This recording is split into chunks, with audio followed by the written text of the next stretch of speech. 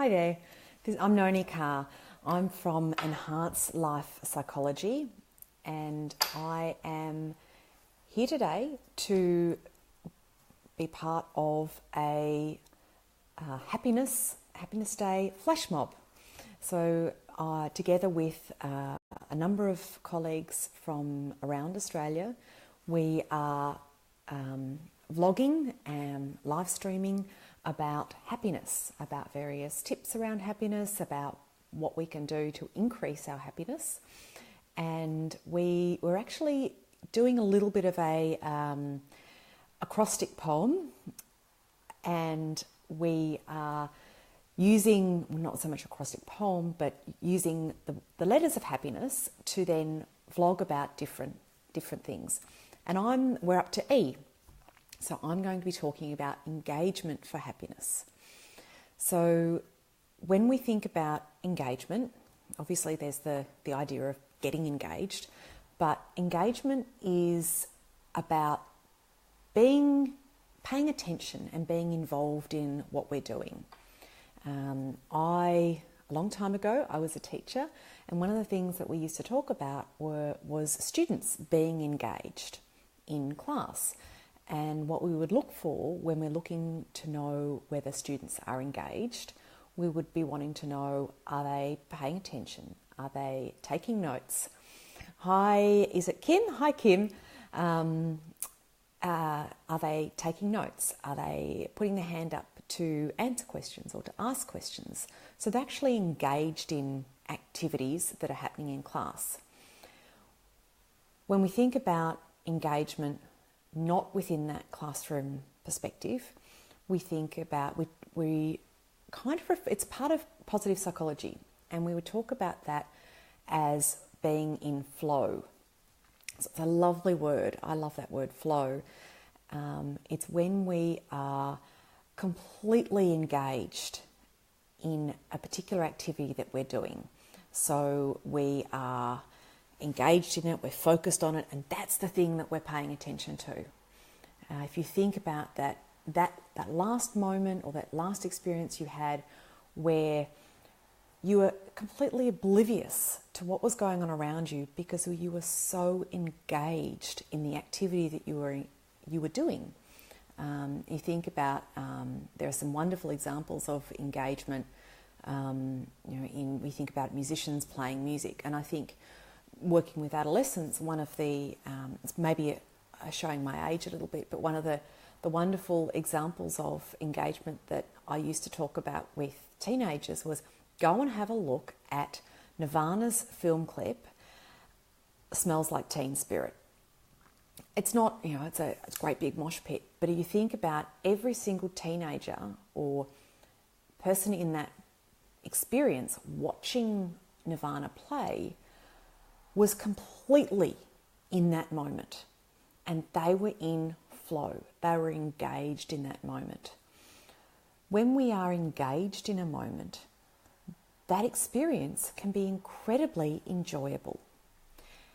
It can be incredibly productive when we're engaged in something that we need to do. So we're writing an article, or we're playing a sporting game, we're competing, we're playing practicing our instrument, or we are engaged in a conversation with our loved ones or our family members.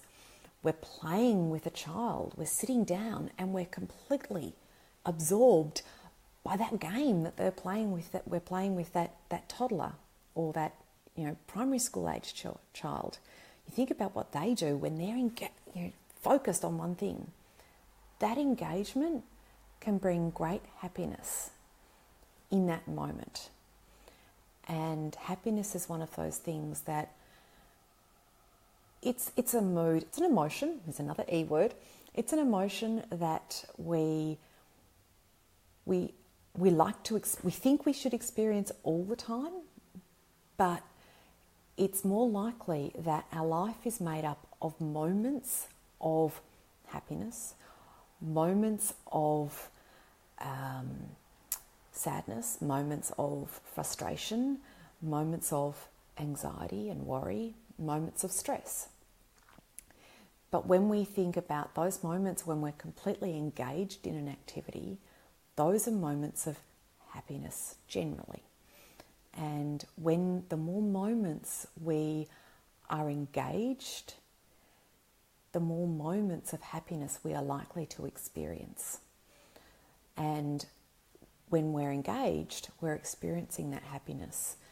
And sometimes if we're struggling to be engaged in activities and struggling to notice those moments of that emotion of happiness, then it's about learning to practice mindfulness. So it's about bringing that attention, those thoughts are wandering away, bringing that attention back to the here and now. What am I experiencing right now? How can I bring back my attention to this moment and become engaged in this moment and experience the happiness in this moment that I'd really like to experience? And, tapping into the themes of this year's International Day of Happiness, it's about relationships and about kindness. And if we think about those moments in our relationships, when we are engaged with our loved ones, when we are engaged with our siblings, engaged in that interaction, those moments tend to be moments of happiness. Obviously, if you're having an argument, you're going to be engaged in that, and that's not a moment of happiness. But if sometimes we can switch that engagement to notice, okay, this is a moment of engagement and this is okay. This is something that is okay to experience. And when we enjoy the things that we're engaged in, we are likely to experience happiness in greater frequency. So I'm going to finish up. I'm going to pass the baton on to the next practitioner, psychologist, who is going to be using the letter N. And I'm not sure if that is going to be posted as soon as I finish here, or if it's going to be posted because it's been scheduled to post because it's a vlog rather than a live stream. But I hope that, as always, you can live your most enhanced life.